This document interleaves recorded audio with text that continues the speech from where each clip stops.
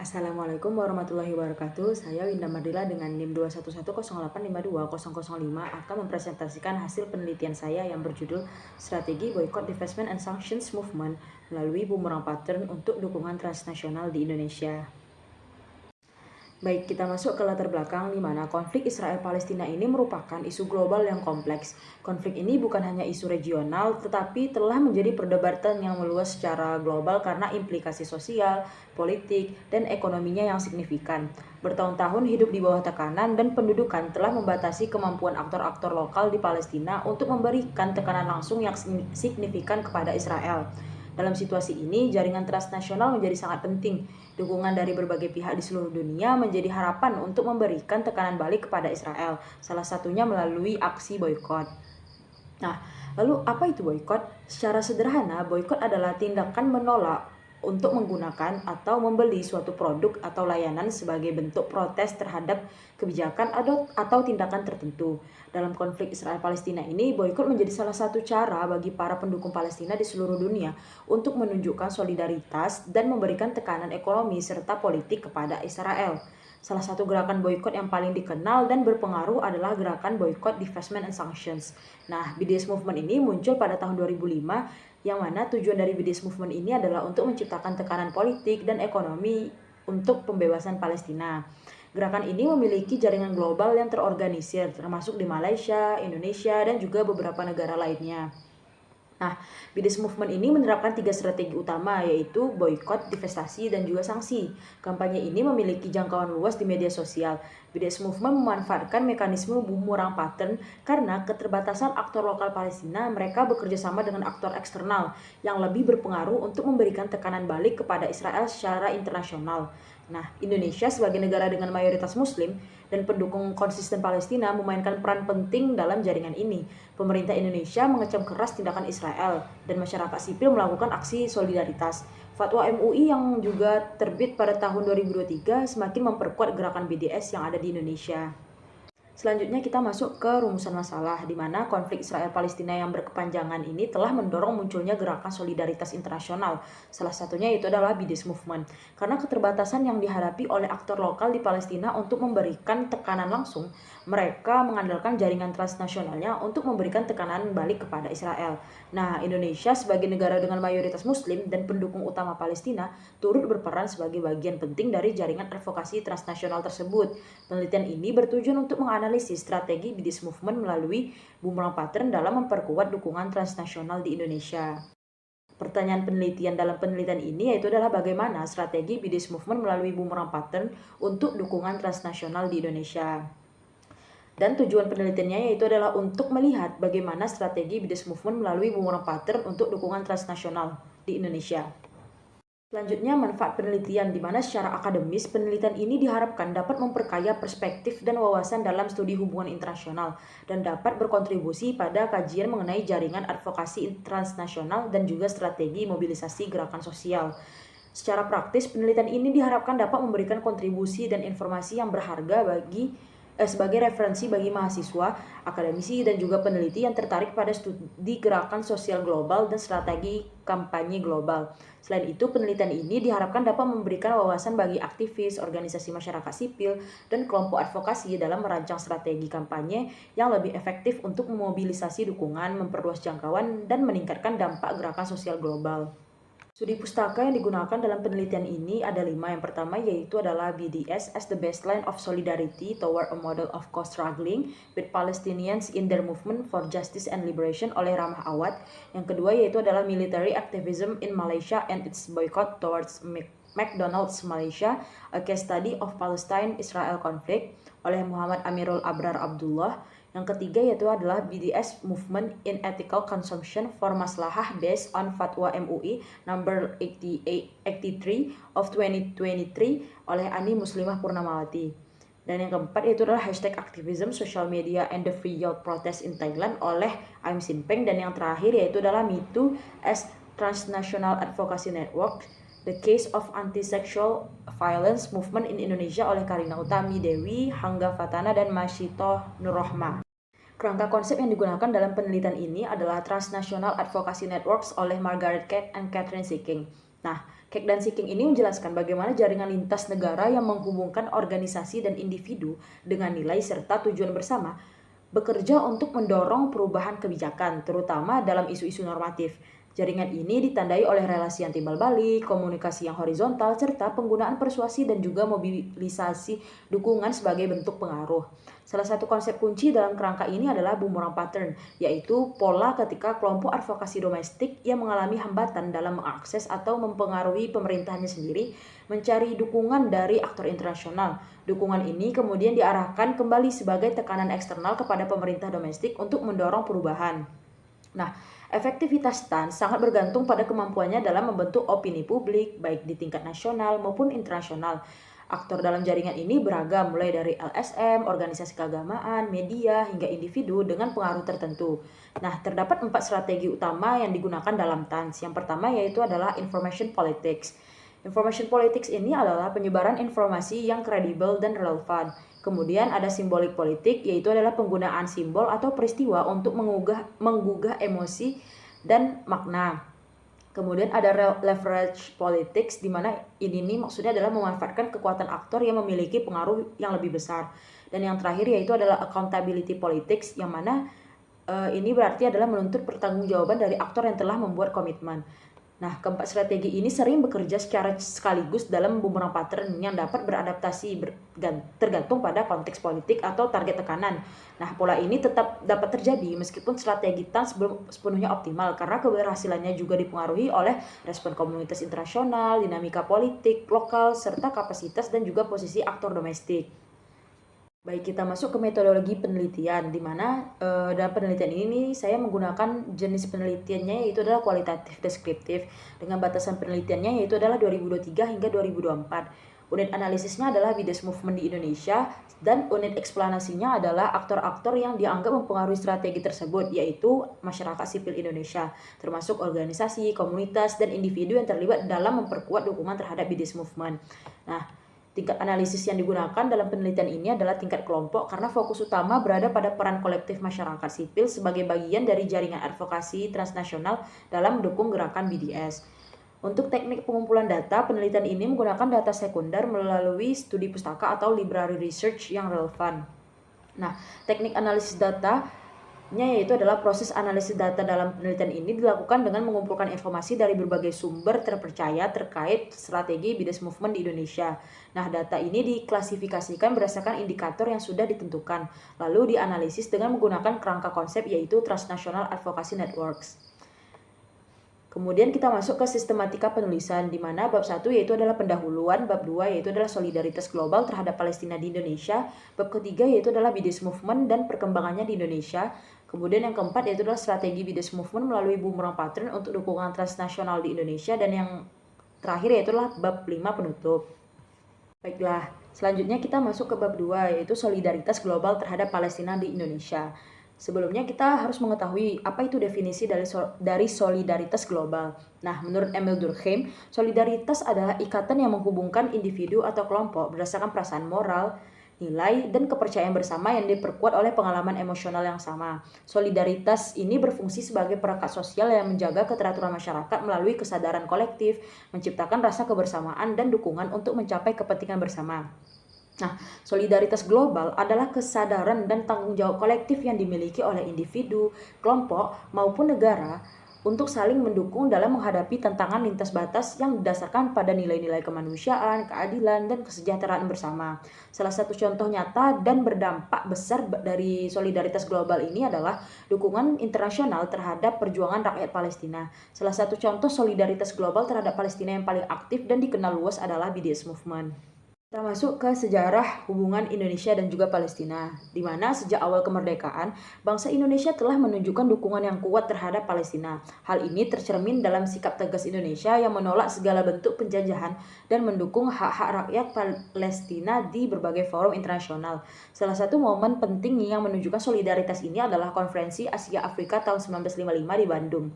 Bersama negara-negara lainnya, Indonesia dengan lantang menegaskan sikap anti kolonialisme dan secara eksplisit mendukung perjuangan bangsa-bangsa yang masih terjajah, termasuk Palestina. Konferensi ini menjadi bukti komitmen awal Indonesia terhadap kemerdekaan Palestina sejak tahun 1945 hingga kini. Indonesia secara konsisten mendukung Palestina melalui berbagai upaya diplomatik dan bantuan yang konkret. Nah, selanjutnya yaitu adalah bentuk solidaritas global terhadap Palestina, di mana solidaritas global terhadap Palestina ini terwujud melalui beragam inisiatif di tingkat internasional, melibatkan negara, organisasi global, dan masyarakat sipil dari berbagai belahan dunia. Bentuk solidaritas ini mencakup penyaluran bantuan kemanusiaan secara rutin oleh banyak negara dan organisasi internasional, termasuk Uni Eropa dan negara-negara anggota OKI melalui lembaga seperti UNRWA untuk memenuhi kebutuhan dasar, perawatan medis, dan juga dukungan bagi pengungsi Palestina. Nah, gerakan Boycott, Divestment and Sanctions ini merupakan inisiatif global yang bertujuan menekan Israel secara ekonomi dan politik agar mematuhi hukum internasional, didukung oleh berbagai organisasi hak asasi manusia, kelompok akademik, dan juga komunitas global melalui boikot produk Israel, penarikan investasi, dan juga dorongan sanksi internasional. Kampanye solidaritas global juga dilaksanakan melalui demonstrasi, petisi, dan aksi protes yang menuntut keadilan bagi Palestina dengan organisasi kemanusiaan internasional seperti Amnesty International, Human Rights Watch, dan Palang Merah Internasional aktif memantau, melaporkan pelanggaran, dan juga memberikan bantuan kemanusiaan. Nah, kampanye global di media sosial seperti #FreePalestine, All Eyes on Rafah, dan Boycott Israel menjadi alat efektif untuk menyebarkan informasi dan membangun gerakan massa, memberikan tekanan kepada pemerintah dan juga perusahaan. Indonesia sendiri secara konsisten menunjukkan dukungannya melalui kebijakan luar negeri yang tidak mengakui Israel, mengecam pelanggaran HAM di berbagai forum termasuk di Mahkamah Internasional dan juga Dewan HAM PBB, serta aktif menggalang dukungan internasional untuk gencatan senjata dan bantuan kemanusiaan melalui kunjungan tingkat tinggi dan diplomasi multilateral serta bilateral, termasuk mengajukan rekomendasi konkret di KTT OKI dan menjalin komunikasi dengan berbagai negara untuk dukungan berkelanjutan bagi Palestina. Selanjutnya kita masuk ke bentuk solidaritas global terhadap Palestina di Indonesia, di mana solidaritas global untuk Palestina di Indonesia ini terwujud melalui berbagai aksi nyata masyarakat dari berbagai latar belakang, termasuk organisasi keagamaan besar seperti Muhammadiyah dan juga NU, serta mahasiswa, aktivis, dan juga masyarakat umum rutin menggelar demonstrasi dan gerakan massa di kota-kota besar untuk mendukung kemerdekaan Palestina dan mengecam agresi Israel. Selain itu, penggalangan dana dan bantuan kemanusiaan menjadi wujud kepedulian yang signifikan di mana berbagai LSM dan organisasi keagamaan aktif mengumpulkan dan menyalurkan bantuan logistik, medis, dan dukungan lainnya. Masyarakat juga berpartisipasi melalui platform daring dan acara amal. Media sosial memainkan peran krusial dalam membangun solidaritas digital, menyebarkan informasi, melawan propaganda, dan memobilisasi dukungan melalui berbagai kampanye dan juga tagar. Gerakan BDS Indonesia juga menjadi aktor penting yang mengadvokasi tekanan ekonomi melalui boikot produk yang terafiliasi dengan Israel, didukung oleh seruan dari organisasi Islam besar seperti Muhammadiyah dan juga NU. Secara keseluruhan, solidaritas masyarakat Indonesia terhadap Palestina termanifestasi dalam aksi langsung, bantuan kemanusiaan, aktivisme digital, dan dukungan terhadap gerakan BDS, menunjukkan komitmen yang kuat dan beragam terhadap perjuangan bangsa Palestina. Selanjutnya yaitu adalah aktor-aktor dalam solidaritas terhadap Palestina di Indonesia. Solidaritas terhadap Palestina di Indonesia melibatkan beragam aktor yang bersinergi, di mana pemerintah melalui Kementerian Luar Negeri dan DPR RI secara konsisten menyuarakan dukungan di forum internasional. Kemudian ada organisasi keagamaan besar seperti NU, Muhammadiyah, dan juga MUI menggerakkan jaringan mereka untuk dukungan moral dan material. Kemudian ada LSM kemanusiaan seperti Dompet Duafa dan Mercy aktif menyalurkan bantuan. Gerakan mahasiswa dan masyarakat sipil melakukan aksi demonstrasi dan advokasi, serta aktivis digital memanfaatkan media sosial untuk menyebarkan informasi dan menggalang dukungan. Selanjutnya itu adalah tantangan dalam solidaritas terhadap Palestina di Indonesia. Tantangan dalam solidaritas terhadap Palestina di Indonesia meliputi dinamika politik internasional yang membatasi ruang gerak. Kemudian ada hambatan ekonomi yang mempengaruhi kapasitas bantuan. Ada juga perbedaan pandangan di masyarakat dan politik mengenai pendekatan dukungan serta penyebaran disinformasi dan propaganda yang dapat melemahkan opini publik. Meskipun demikian, dukungan terhadap Palestina di Indonesia tetap kuat dan terus diupayakan peningkatannya melalui kerjasama dan juga strategi yang efektif. Baik, kita masuk ke bab 3 yaitu BDS Movement dan perkembangannya di Indonesia. BDS Movement sebagai gerakan solidaritas untuk Palestina. BDS Movement yang muncul pada tahun 2005 sebagai respon terhadap pendudukan Israel dan pelanggaran hak asasi manusia terhadap Palestina merupakan gerakan global yang berlandaskan pada boikot akademik, budaya, dan ekonomi, kemudian divestasi, investasi dari perusahaan yang terlibat dalam pendudukan, serta sanksi terhadap pemerintah yang mendukung kebijakan Israel yang melanggar hukum internasional. Dan meskipun telah berkembang menjadi gerakan internasional dengan berbagai pencapaian dalam meningkatkan kesadaran global dan menekan entitas tertentu, BDS juga menghadapi tantangan besar berupa tuduhan diskriminasi dan upaya kriminalisasi di beberapa negara. Namun, tetap menjadi instrumen utama dalam perjuangan Palestina untuk mengakhiri dukungan internasional terhadap penindasan dan menuntut kepatuhan Israel terhadap hukum internasional melalui tekanan ekonomi, politik, dan juga diplomatik. Selanjutnya yaitu adalah strategi BDS Movement, di mana BDS Movement yang berlandaskan pada prinsip keadilan, hak asasi manusia, dan kepatuhan terhadap hukum internasional ini menggunakan strategi non-kekerasan yang terdiri dari boikot untuk menciptakan tekanan ekonomi, kemudian ada divestasi untuk memberikan tekanan politik dan ekonomi, serta sanksi untuk menghasilkan tekanan politik dan diplomatik terhadap Israel agar mengakhiri pendudukan dan menghormati hak-hak rakyat Palestina. Gerakan ini secara aktif menyebarluaskan strategi kampanyenya melalui platform digital seperti situs resmi dan juga media sosial, di mana daftar produk dan merek target boykot dipublikasikan beserta alasan keterlibatan perusahaan-perusahaan tersebut dalam mendukung pendudukan Israel atau memperoleh keuntungan dari aktivitas ilegal di wilayah Palestina, sehingga memungkinkan BDS membangun jaringan solidaritas global yang terdesentralisasi dan berdampak pada kesadaran publik, serta kebijakan beberapa institusi untuk menarik dukungan dari entitas yang terlibat dengan Israel, menjadikan strategi BDS sebagai salah satu bentuk perlawanan sipil global yang terus berkembang. Selanjutnya yaitu adalah perkembangan BDS Movement di Indonesia. BDS Movement mulai aktif di Indonesia sekitar tahun 2020 seiring meningkatnya kesadaran akan konflik Palestina-Israel yang mengalami lonjakan popularitas sejak Oktober 2023 akibat eskalasi yang terjadi di Gaza, yang mendorong kampanye boikot yang lebih luas dan terkoordinasi di antara berbagai organisasi masyarakat sipil, akademisi, dan kelompok keagamaan yang mengadopsi prinsip-prinsip BDS. Selanjutnya itu adalah aktor-aktor dalam BDS Movement di Indonesia, di mana dukungan terhadap BDS Movement di Indonesia ini melibatkan berbagai aktor, mulai dari pemerintah yang menunjukkan solidaritas melalui kebijakan luar negeri, kemudian organisasi Islam besar seperti Muhammadiyah dan NU yang aktif menyerukan boykot, LSM kemanusiaan yang mengampanyekan boykot sambil memberikan bantuan, gerakan mahasiswa dan masyarakat sipil yang menjadi ujung tombak aksi, dan kampanye digital hingga media dan influencer yang menyebarluaskan informasi, menunjukkan sinergi yang kuat dalam mendukung perjuangan Palestina melalui tekanan ekonomi dan kesadaran publik. Tantangan dalam implementasi BDS Movement di Indonesia. Implementasi BDS Movement di Indonesia menghadapi tantangan berupa sikap pemerintah yang cenderung diplomatis dan pertimbangan ekonomi, kemudian tidak adanya regulasi hukum khusus, serta keterikatan pada perjanjian perdagangan global, maraknya disinformasi dan juga hoax terkait produk target boykot, serta perbedaan opini di masyarakat mengenai efektivitas gerakan dari BDS Movement ini. Baik, kita masuk ke bab 4 yaitu strategi BDS Movement melalui boomerang pattern untuk dukungan transnasional di Indonesia. Yang pertama yaitu adalah BDS Movement sebagai TANS. BDS Movement merupakan jaringan advokasi transnasional yang terdiri dari berbagai aktor non-negara lintas batas dengan kesamaan nilai dan tujuan untuk mempengaruhi kebijakan terkait Palestina melalui tekanan dan kekerasan, mengandalkan solidaritas transnasional dan menggunakan taktik seperti information politics, symbolic politics, leverage politics, dan accountability politics dalam menggalang dukungan termasuk di Indonesia. Selanjutnya yaitu adalah strategi BDS Movement melalui boomerang pattern untuk dukungan transnasional di Indonesia. Strategi boomerang pattern dalam BDS Movement di Indonesia menunjukkan bagaimana aktor domestik dan jaringan transnasional bekerja sama untuk menekan Israel secara global dan mempengaruhi kebijakan Indonesia. Meskipun terdapat penyesuaian dalam konteks Palestina ini sehingga tidak sama persis dengan boomerang pattern klasik menurut KNC King, karena Palestina bukan negara yang berdaulat penuh dan gerakan ini didominasi oleh aktor non-negara yang langsung menargetkan Israel melalui boykot, divestasi, dan juga sanksi. Selanjutnya itu adalah aktor dalam boomerang pattern BDS Movement di Indonesia.